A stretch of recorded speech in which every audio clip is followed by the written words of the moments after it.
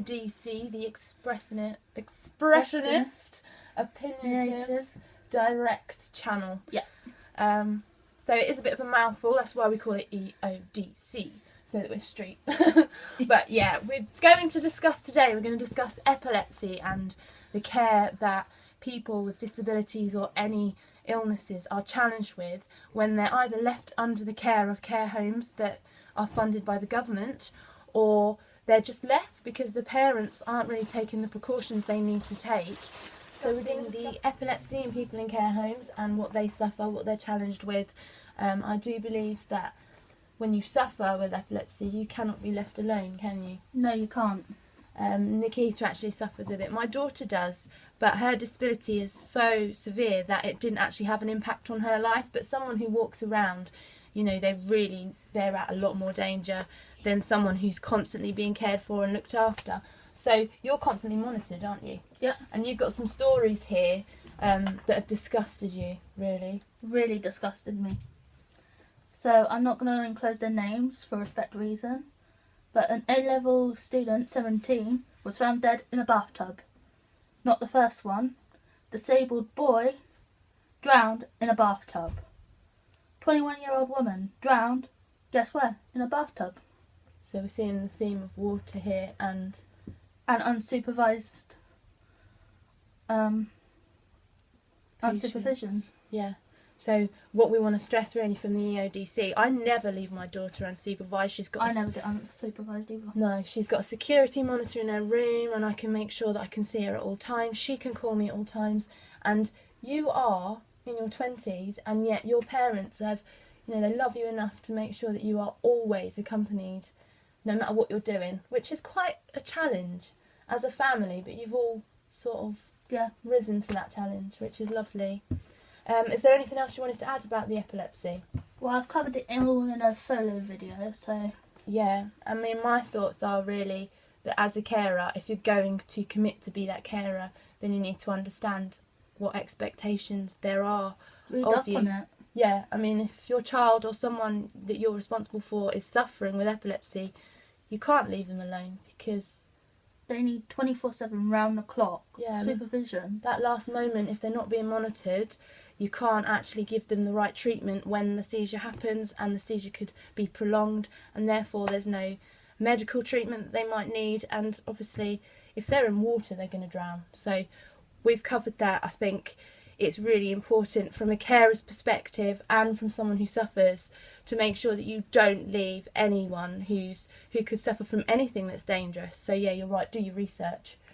Next, we're moving on to the airstrikes in Syria. I've made a video about this already. I am absolutely appalled and disgusted that David Cameron could take us as a collective to war. What are your thoughts? I don't think it should be done, to be honest. No.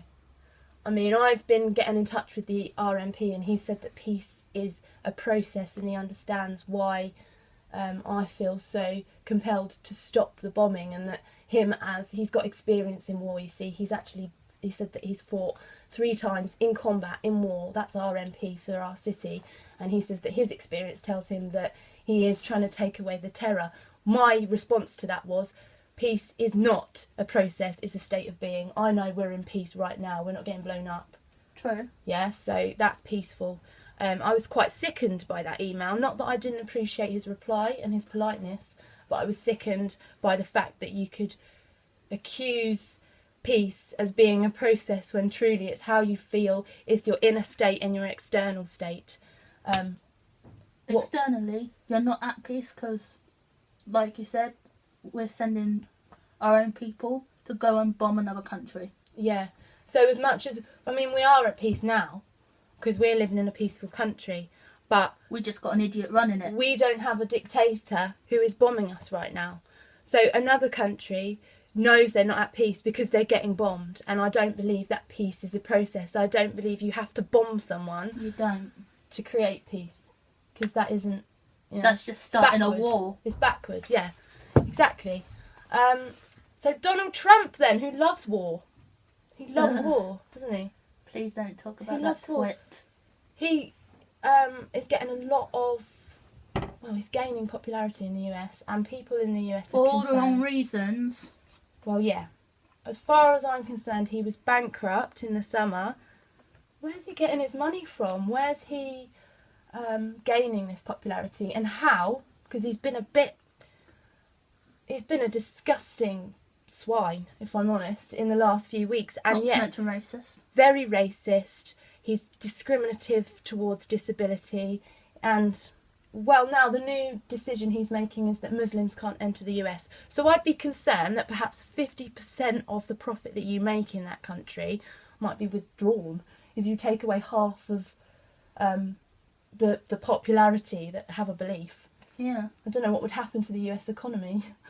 They'll all back off, probably. Yeah. The thing is, Or tell them where to go. you're right. It's a real bigoted, racist point of view. Yeah. And are we evolving as No. a planet? If we get Donald Trump as a leader, we're not evolving as a planet. No, we're backing away. Yeah.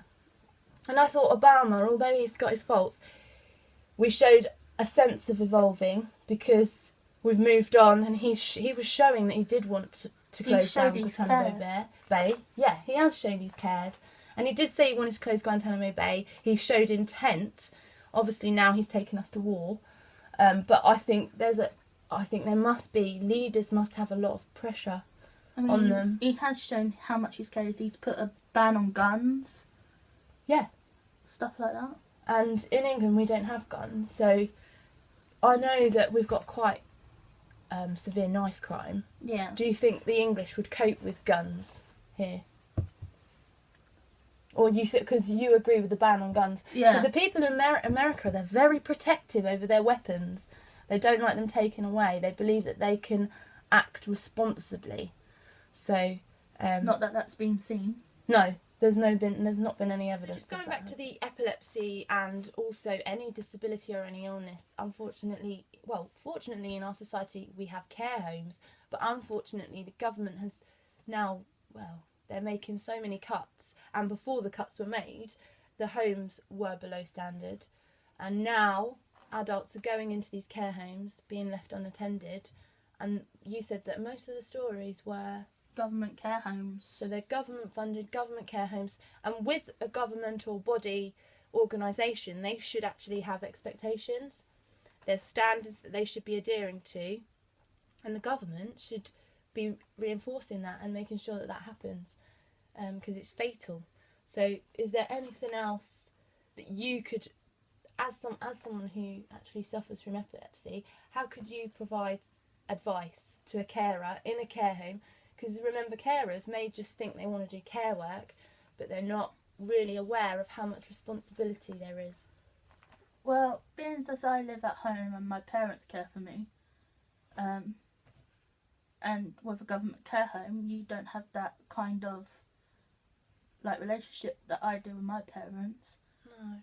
So I'd say try bonding at home, see how it goes from there. If you have to get outside help, because I did for a little while, then try getting outside help, but don't go to a government care home, because it looks like they just don't give a crap. No, there's a lot of danger there, I think. Yeah, there is. Yeah, okay. Because you do need constant help, with baths, medicine timekeeping. There's lots of things you need help with. Yeah. If you're on a computer too long and there's flashing lights, you need to be told when to get off, when your limit is. I get all that stuff from my mum and dad, so. And there would be an inconsistency in a care home, because your mum and dad know, whereas people in care homes are just going to keep checking notes and things. And as from experience, I know that carers don't check the notes, I know that nurses don't check the notes, I know that doctors don't check the notes even. So, what are we saying? No to the government. Pretty much. Good sweets. Mm. So, what do we think of Donald Trump?